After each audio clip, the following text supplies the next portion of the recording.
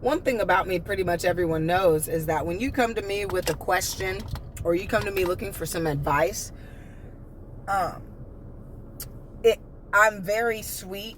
And, I just heard this thing, anyone who has to say they're nice or they're the sweetest person ever must not be.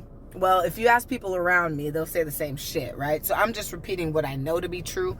I'm a sweet person. I'm very kind, very loving, very giving. And when I'm approached with questions like this, the way that I answer it, it may not appear as though that's how I am. See, because when you asked me how, I was just asked a question earlier today, multiple questions that all kind of revolved around the same thing. And what I was giving as advice, I said, look, first thing you have to remember is when you're asking me this question, so if you're looking for an answer that's going to kind of validate where you are and why you're feeling this way, I honestly don't think I'm the right person.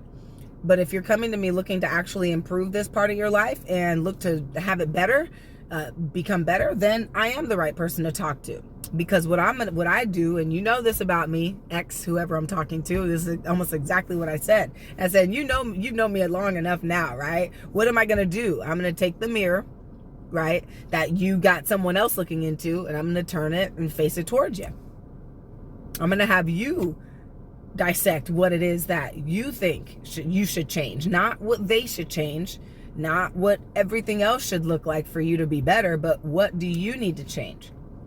And we started on a great path, a great dialogue, and a great conversation. It only lasted 3.5 minutes, but it was probably one of the most fruitful conversations of the entire day on the planet Earth. Because someone went from, I feel a certain way, to, why do I feel this way, to, someone can help me stop feeling this way, to, I'm going to go talk to that person. That's a step toward greatness, a step toward change.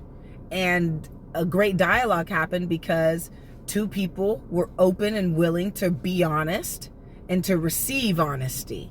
Not to care about feelings, not to care about offensiveness, being offensive. No, to talk about the truth, to bring out what's evident, the relevant information, and to go based on that.